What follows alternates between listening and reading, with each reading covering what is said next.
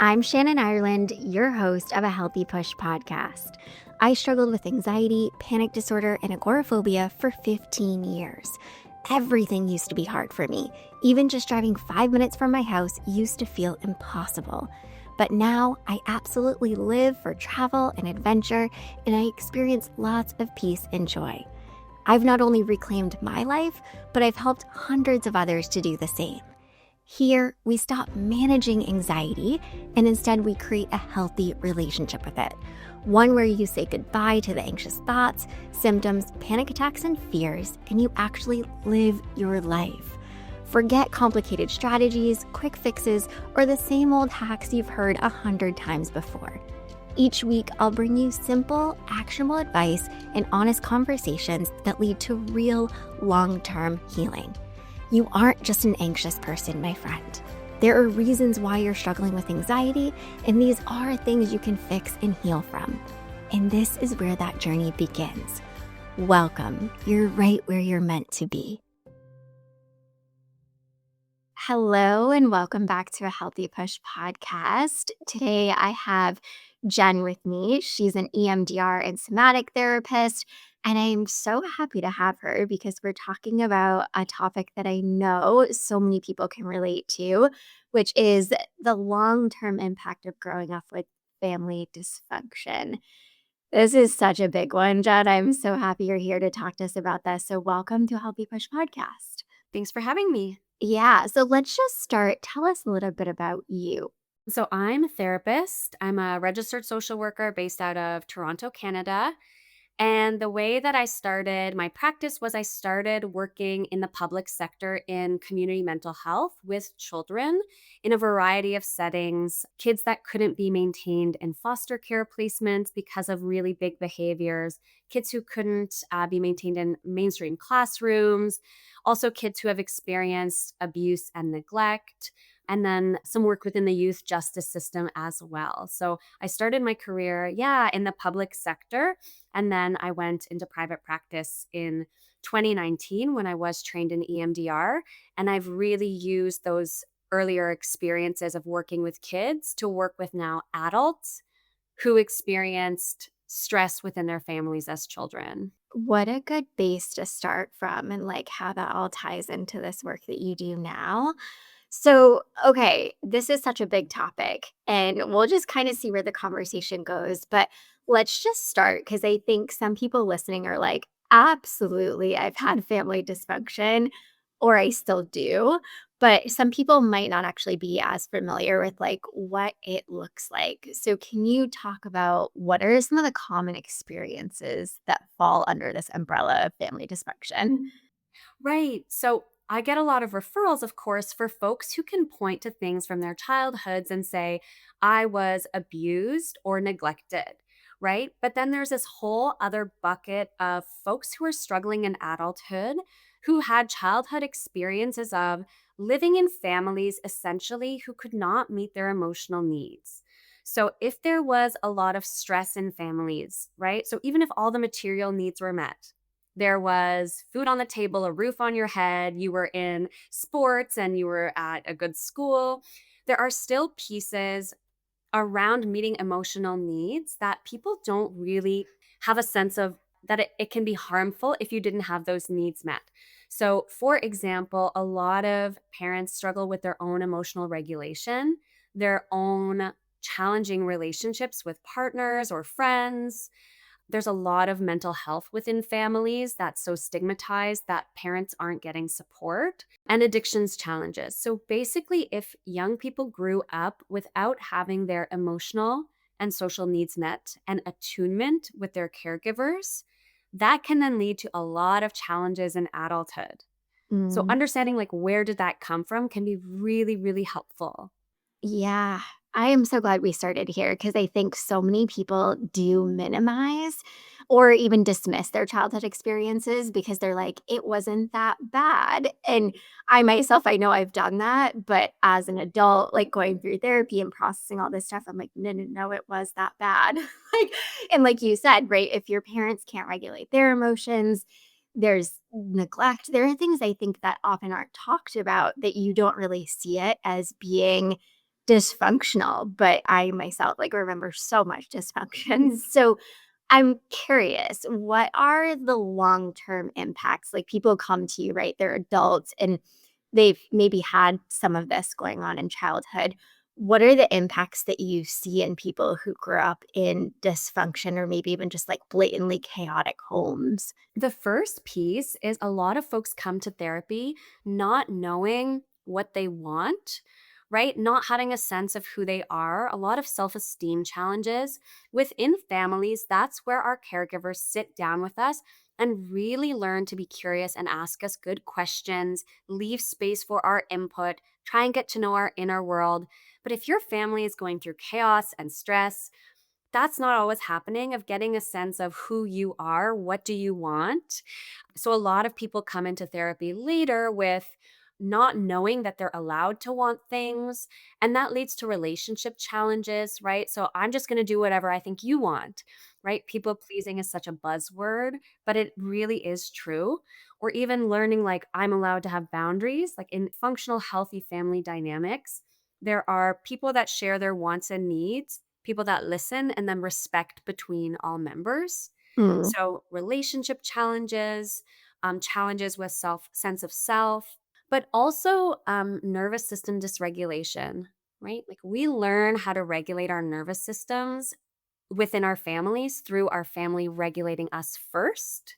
And if we didn't have that, we can experience extreme anxiety, rage, terror. Like the bigger the feeling, right? I often say the earlier it probably was Yeah. that you first experienced this. Yeah.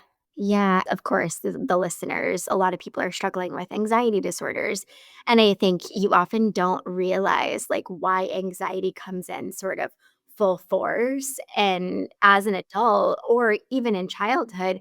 And you're like, oh my gosh, this is so overwhelming. But there's like really good reasons why anxiety shows up, especially if you're growing up in those environments where things are chaotic, where there is neglect. Like, it's such a challenge, I think, of course, as a child, a teenager, even in your early adult years to process, really understand, like, oh, this makes sense that anxiety has popped up. You're just like, what is happening to me? Yeah. And to that point, this blows my client's mind of kind of asking folks like, was your caregiver okay?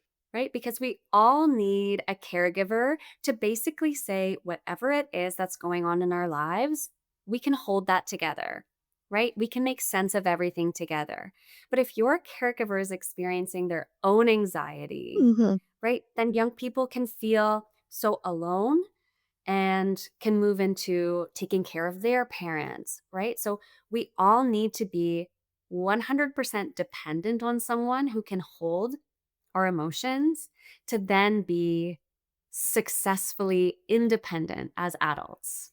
It's so funny, I don't think I saw this until I had my daughter, and I really could understand, like, holy cow, my emotional state, like, how healthy I am, right, and how much I'm able to regulate my own emotions has such a massive impact on her and could allow me to, like, put some of those dots together, I guess you could say, of okay, wow, it made so much sense why I felt often scared or anxious or feeling like I was such a people pleaser, right? And just wanted to like make everyone happy. And like you said, it pops up in so many different areas in your life. And it can be really hard to know, like, oh my gosh, what do we even do? How do we even start with this?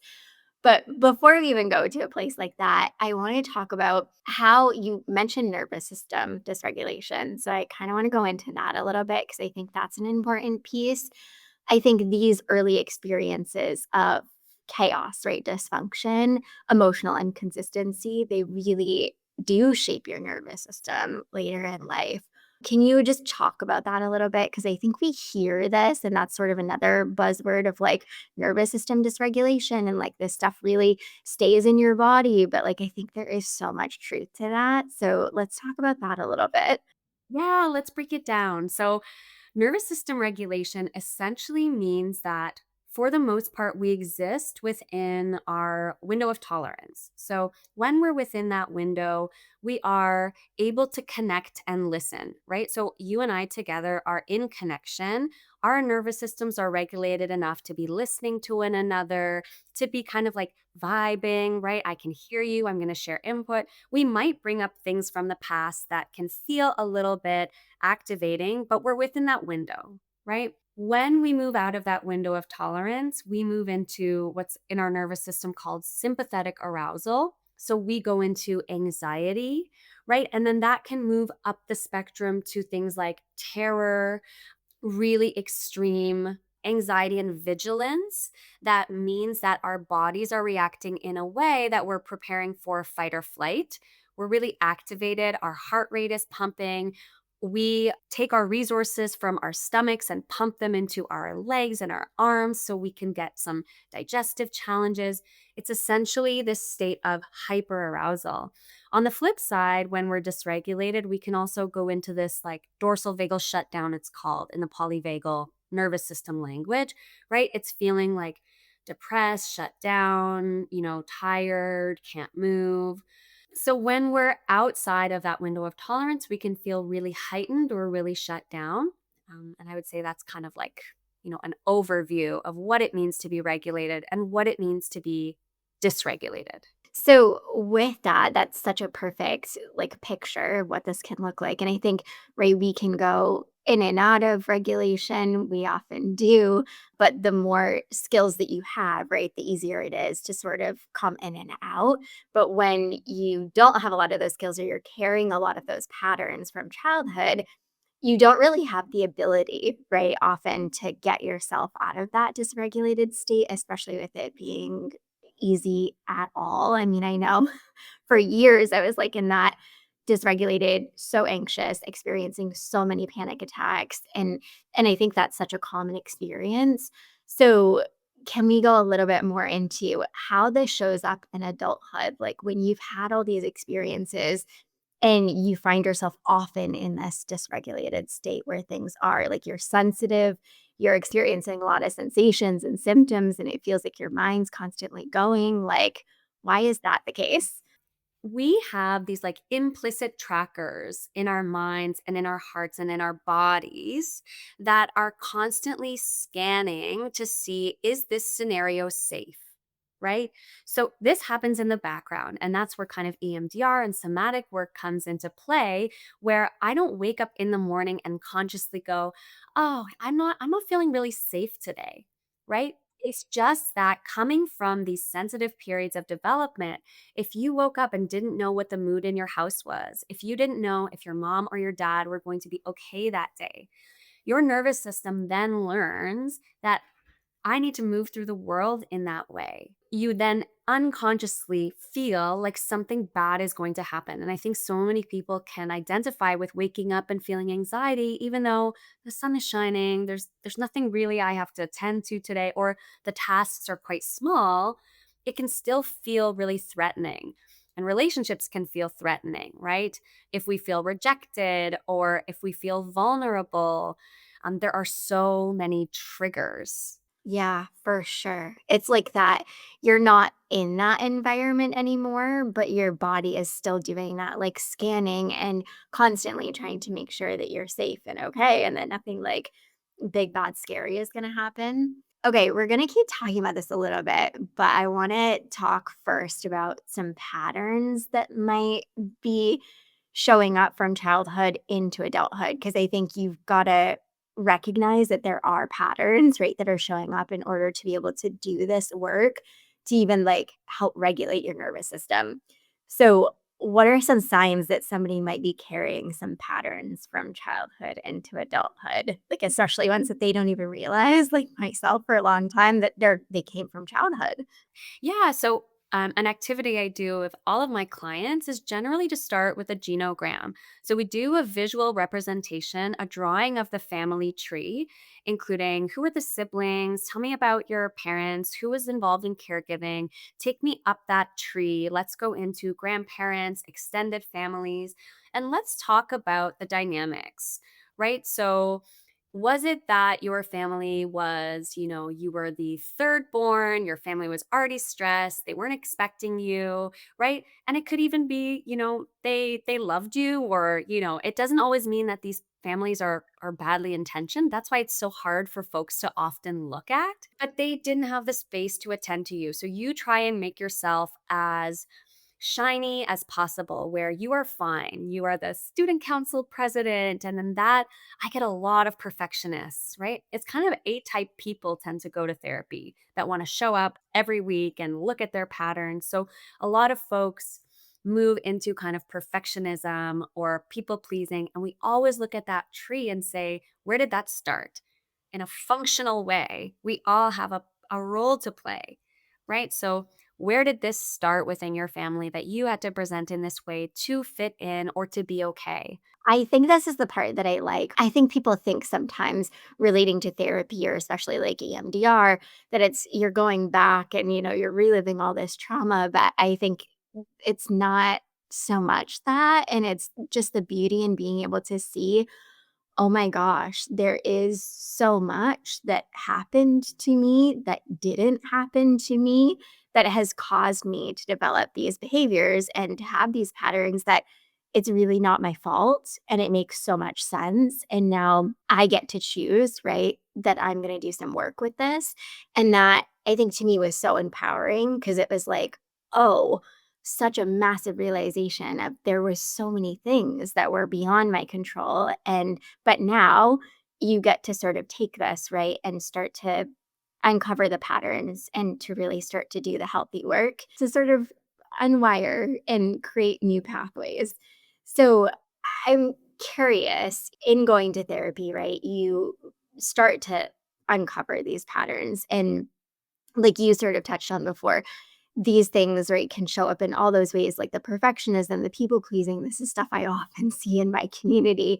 But I think also for people, it can show up in a way of like just that getting quiet, getting small, like kind of shutting down. I don't, is that something you see often too?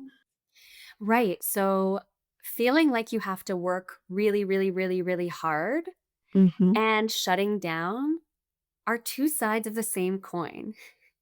You can only go so hard until you collapse.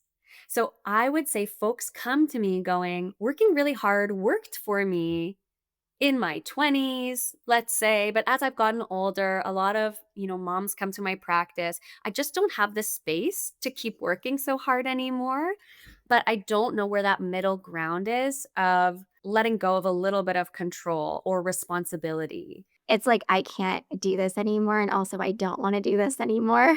Like, being the person that's taking everything on and saying yes and just making sure everyone else is good, meanwhile, you're, like, on fire. Okay, so kinda going back to the nervous system stuff because I love that, and I think it's such a big piece.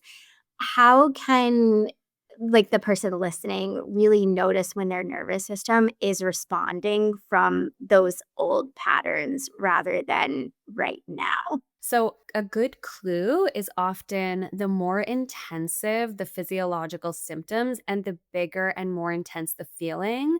That is a really good clue that it's old. So, if you're experiencing like pretty extreme heart palpitations or extreme rage, if it feels like your boss gives you a piece of constructive feedback and your body goes into physiological overdrive, that is a sign that this is old. So oftentimes really, really, really overwhelming emotions because emotions are positive, right? So if I feel like slighted by my boss or if I don't fully agree, I can use that to then communicate effectively or decide I'm going to harness that to look for a job that fits my values better, right? It's not about having the emotion. Emotions are good, right? It's about having them so intense that I now can't function and do something with these emotions that are useful for me, right? So if I'm in rage, if I'm in deep, deep shame, if we think of sadness to the nth degree, right? And we get stuck in those places, that often tells me that this emotion was not met and responded to. So now we have to learn how to do that for ourselves and with other people in adulthood. Oh, I just love that you said that emotions are good because I'm sure people listening, right, are like, there are some that I really don't like, right? And I think we often hear that, and it's the you want to push it away, you want to get rid of it. But those emotions, right? When you're curious about them, they really are like showing you things oftentimes and sort of helping you, right? Steering you in helpful directions. So I'm curious because you do a lot of work in EMDR and somatics. Is this sort of when you're feeling this like heightenedness, right? That like you're experiencing a lot of sensations and symptoms, this is when you feel like it's not really safe, like, it doesn't feel safe to be in your body, even though your life now might technically be very safe. I think this is something that's very confusing to a lot of people, like, I especially when you're struggling with panic and agoraphobia, you're like, "There is no immediate danger." Like, I don't need to be freaking out in the grocery store line, like, I don't need to be freaking out while driving, but it's this like, it's so hard to explain. It's just this general, like, distrust. Like, I just feel so unsafe all the time, and I don't understand because everything around me is pretty safe now. So, like, why the heck is this happening? We often have these like younger parts within us, right? That don't know that we might be, many of my clients are in their 30s, right? When I'm a kid, I don't have the option to move in with the Joneses next door, right? I am kind of stuck in that environment.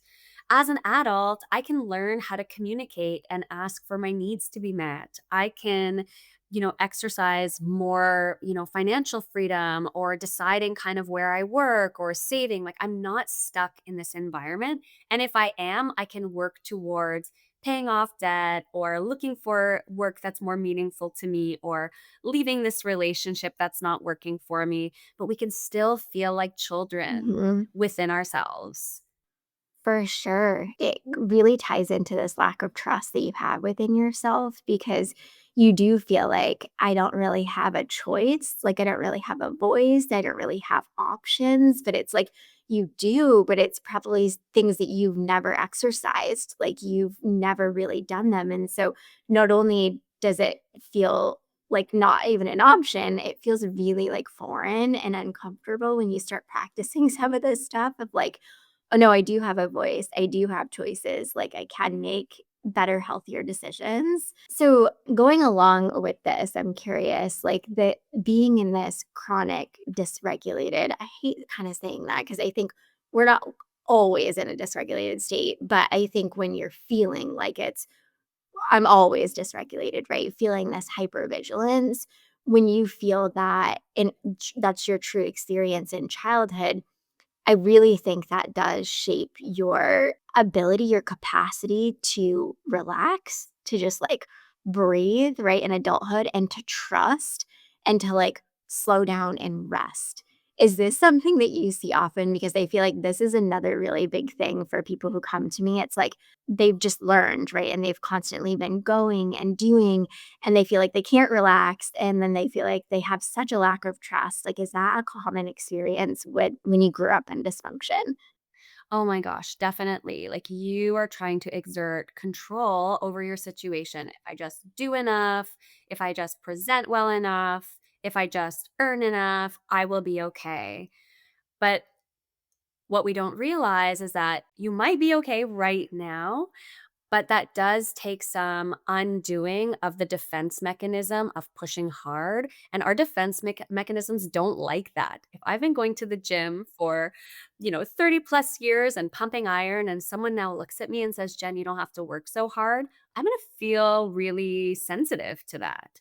So it can be a practice of letting go a little bit, learning how to soften the body, letting the muscles melt away from the bones slightly in containers that feel safe and manageable, right? So making goals really small and manageable about learning how to bring that nervous system into a more connected, regulated state by literally learning how to breathe diaphragmatically to increase oxytocin. And often, Shannon, this happens in relationships. Like if you are in extreme dysregulation, Sure, you can put on a podcast or, to learn more. You can even do some somatic work of learning, with a practitioner, with video or meditation, how to bring the body down. But we're human beings. We need connection. We need people to say, this is normal. I promise you, this is normal because of your lived experience. And we're going to work together to see how your body can relax a little more today for your overall well being. Yeah. Oh, I'm so glad that you said that because I think people getting into this work, wanting to do this work, like you really do want to, of course, get better. You want to heal. You don't want to stay stuck in these patterns. And we often overlook that connection is one of the most powerful, helpful things when you're working to heal. And it's so powerful when you can be in a space with other people who like understand it and just want to listen and hear you and validate your experiences. It's not even like, I need you to fix anything. I need you to do things for me. It's just being able to be there and be seen, heard, and validated. Like, so powerful. Okay, so I want to shift a little and talk about internal resources because I know that this is something that you often dive into and find to be really helpful. So, can you talk about internal resources and why it plays such a big part in healing from childhood dysfunction? So, oftentimes we create internal representations of our caregivers in the way that we relate to ourselves, right? So, if a caregiver related to you in an anxious way, or if your caregiver had their own struggles, you might not have that internalized voice within you that can nurture you and let you know everything's going to be okay, right? So, we need three kinds of internal figures within us that mirror kind of what we got in parenting that we now carry through as adults to help parent ourselves, right? So we all need to nurture ourselves, right? Like, we need to wear comfortable clothing that fits, and we need to feed ourselves nourishing food and move our bodies and let ourselves rest and say no to things. But we need kind of an internal representation that that's okay. So I'd say with so many of my clients, we work on a nurturing figure, but we also need a little bit more of a protector figure too, to kind of get angry on our behalf and teach us how to say no to things or how to set loving boundaries with people. And then sometimes we need some wisdom. So we can also internalize, if I'm struggling with something, a lot of our challenges can be existential. What would, a wise person say to me? So those three resources are something that we can figure out the quality of, and through EMDR and somatic practices, like really tap in, and the word is, install in the practice, kind of install these figures within us so that we have this now internal voice and resource that we can draw from to help us do, things that we might not be used to. My gosh, that is so helpful. I really hope I'm sitting here like, oh my gosh, I'm having aha moments. And I really hope people are listening and paying attention because I think when you do grow up in so much dysfunction, there's so much that you're lacking. And I myself like didn't really see it. But now going through all this, going through years of therapy, working through all this, I had one parent who was super nurturing, right? The other total opposite, just like emotionally checked out, not available, would have outbursts, like anger, the whole thing. And although I had one parent, thank goodness, who was nurturing, it didn't sort of make up great for that other part. And so I needed so much nurturing and I needed to learn how to do that for myself. And I think that's such a big piece that so many of us are missing that when you grow up in that dysfunction, it's like, of course, you're looking as an adult, often outside of yourself for that safety, that nurturing, especially right in relationships. Sometimes you can really like cling on to people who might be able to give you what you're really looking for. But so much of what we're needing, we can often give ourselves, but it does take learning how to do it. Like self compassion is such a practice and it's not something that we're like just given, right? And I'm so glad too that you said sometimes we need that inner protective part, right? That angry part, that person who's going to step in and be like, my gosh, like, we need to set boundaries. We need to say, no, like, it's okay not to just continue to take everything on. That is so powerful and so helpful because I think so many people who grew up in dysfunction don't feel like they have any autonomy, right, to do any of these things. And that's just so, so powerful. So I'm so glad that you said that. Imagine like growing up with one attuned caregiver and then a caregiver that's shut down or has outbursts. That is so many people's experience. And even if you have that one attuned caregiver, that is a wonderful template to draw from. But you might have still been living in a context where now you're learning about wait, how do adults do healthy relationships? Right. So Yeah, or how does that caregiver then, the one that's attuned and nurturing, need to be in the world to stay in a relationship with someone who's not meeting their needs? So, I mean, we're not asking for perfectionism for families. We're not blaming, right? There's intergenerational pieces, but we are getting kind of clear that our challenges do have roots. for sure. And that's the piece, right, that I found to be so, like, such a weight taken off because you feel like it's not like my doing. It wasn't my doing. Like, this was sort of given to me. And now, although it sucks, right? And it's okay to be like, this sucks that this was handed to me, right? It sucks that this was my experience, but now I get to change it and have a completely different experience. And I think, of course, when you become a parent, this is one of the most beautiful parts of being a parent is you get to do things differently and you get to heal yourself. And through all that work, you get to create this very different childhood experience. And, I feel like I owe it to people to say this because I know people listening have been in similar positions. But, like, I recently got divorced and my parents are divorced.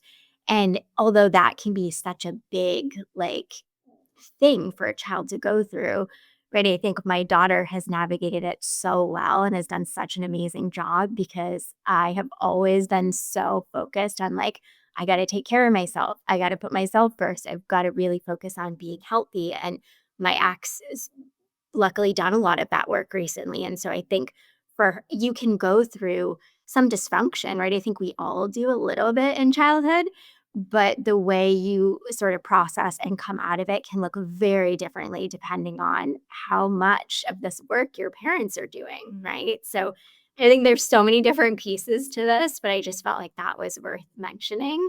But yeah, so many people have that experience, right? One parent might be nurturing, the other is just, like, absolutely not, and it definitely affects relationships, like, in adulthood. I think that was the biggest way it came out for me, and just you're looking around kind of and you're like, "How do people function in relationships? Like, what's normal?" And I don't think I figured that out until I was in my 30s. It's often the case then that folks in their 20s, 30s, 40s, and beyond are learning what is a healthy relationship? How do I ask for what I want? How do I exist within a healthy dynamic? So, how do I regulate my nervous system? You can learn that as an adult. And it's not just, we have these things called adverse childhood experiences that on paper say these are the things that when children go through them, they are more likely to experience physical challenges and mental health challenges later on in life. But it's not just about those things having happened, it's about having space to process it. So if you're able to separate from a partner where it's not a good fit, but you can sit with your daughter or child and say, here's what happened. We're going to talk about what the impact has been on you. I'm okay. Dad's okay. We're working to parent and support you. Even folks that have gone through mental health challenges and addiction challenges, like life is grueling. It's not about that having happened. It's about sitting down and saying, here's what I think the impact was on you. Did I get that right? And that's healing, not just that something challenging happened. It's that openness to have emotional conversations. That is the difference between something turning into complex trauma and being just something that was hard but got resolved. Yeah. Oh, I love that. It's so good. So, for somebody who has never really felt that security, I guess that safeness that we're talking about, like that emotional safety, what does building that internal safety actually look like in your day to day? Because I think that is such a big piece of this. Often it can look like doing a survey of the folks in your life. Like, who are the people in your world? How do you feel when you're around them? So, for many people, it's looking at their social structure and kind of coming to terms with, I do this concentric circles activity where you're in the middle, you're the nucleus, and around that, there are concentric rings. Put the people in your life, like who is closest to you, who is further out, and notice that those rings, people will jump from ring to rings as the years go on. So take an inventory of the people in your world and see how you feel when you're around them. Can you internalize some of the safety you feel with them? And if there isn't anybody, we got to find you some people. Or is that an animal? Is that a dog? Is that a cat? Right? Is it a place in nature? Right? A willow tree is one of my favorite resources. I have one that I visit often that gives me strength, right? So, really figuring out who can help calm your nervous system and support you. And if you don't have those people yet, that's something that we work on in therapy because you don't want to be with me forever, right? I can help you, but the real idea is to build your world so that you can, go out and experience positive relationships. Yeah, you seem very lovely, Jen, but it is like you don't wanna be with your therapist forever. You wanna actually build those internal resources and that safety. It's so important.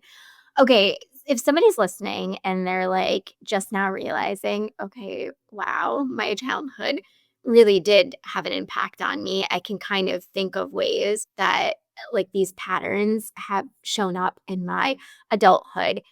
What's just a compassionate place that people can start? Because they think this work is really overwhelming when you're like, I know when I was in it, it's like, it's popping up in my relationships, it's popping up in at work, it's popping up everywhere. Like, where's just one helpful place to start? I would say start with sitting down, taking a breath, grabbing a sip of water, and understanding that it could take time, right? So, EMDR is a type of therapy, of course, that has a ton of research behind it, but it's no intervention is magic. It's rewiring the nervous system slowly over time. So, in a way, sure, you might have your work cut out for you, but be kind to yourself because you need to make space for grieving. Oh, that I deserved different. That can be really tender, right? Or, oh my gosh, can I be angry? Can I be sad? What does this mean for my relationships today? Do I have to shift them? So I would suggest going slow, being kind to yourself. I would say those are the main pieces. Yeah. Oh, I would agree. It's so, so important to just slow things down, right? To have a better understanding, to meet yourself with so much of that compassion. So, something you said that really hit me was I think so many people who grew up in this dysfunction don't even really recognize that they've been sort of trying not to feel for so long, and that that's such a coping mechanism that I think so many people have developed, and it definitely, like, quote, "works," right, when you are in your childhood years and in your teenage years, but then you start to see, like, "Okay, this not feeling is really unhelpful, and it's not quite helping me."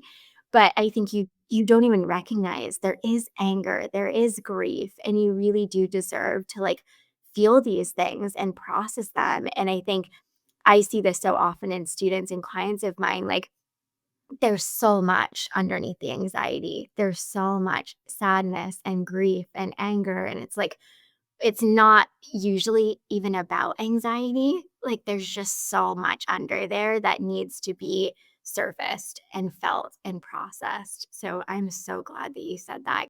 Absolutely. When we look at patterns of you taking way too much responsibility for other people's emotions and lives, or you feeling like you need to control everything to be safe, or you feeling like you're not good enough, so you have to keep trying harder. When you start to undo those patterns, our nervous systems can feel like they're putting up a challenge to that. So it can be a lot. It can be heavy, it can be challenging. So when I do sessions with my clients, when we're tapping into emotions, when we're doing eye movements and processing the body, as we think about those old experiences, I often recommend to my clients, like, I want you to have like a burrito day. Like you're going to wrap yourself in your blankie. You're going to make sure that you eat a healthy meal. It can be takeout tonight, right? I want you to drink a lot of water. And I want you to just let yourself rest. And you've got a free pass for the rest of the day because we have to integrate and rest in the same way that if we start a new exercise regimen, we're going to expect that those muscles are going to be sore. Emotional regulation is I don't want you to sit on the couch forever. Like you still have to like maybe go to work the next day or, parent, but I do want you to make space for resting and letting yourself cry and feel. Don't get stuck there, but give yourself some space for that. Yeah, and that can often be the hardest work, right? When you are that person who's type A and go, go, go, and the fixer and people pleaser, like to slow down and actually say, I'm just going to support myself and let myself be. Ooh, like you said, your nervous system is likely going to push back because it's not what it's used to. And like our brains love what's familiar. So getting that pushback is often a really good sign, though, and like a good indicator of what's going to be helpful for you to work on. Mhm. Oh my gosh, Jen, I could go on for another hour, but we don't have that time. So if people want to find and connect with you and learn more from you, where can they find you? Absolutely. So, my practice is called Full Potential Therapy. So, you can contact me directly, Jen with two N's at fullpotentialtherapy.ca. You can find me on Instagram at fullpotentialtherapy _ And I would love to reach out and connect. This is my passion, and it's been so fun and so wonderful to talk to you today. I hope you loved this episode of A Healthy Push. If you have, I'd be so grateful if you could leave me a rating and review wherever you're listening to this podcast. This helps people to find the show and get the support they need. And if you know someone who could use a little push, be sure to share this episode with them. And for even more support, head over to ahealthypush.com for show notes and loads of tips, tools, and inspiration to help you on your recovery journey. I'll see you next week.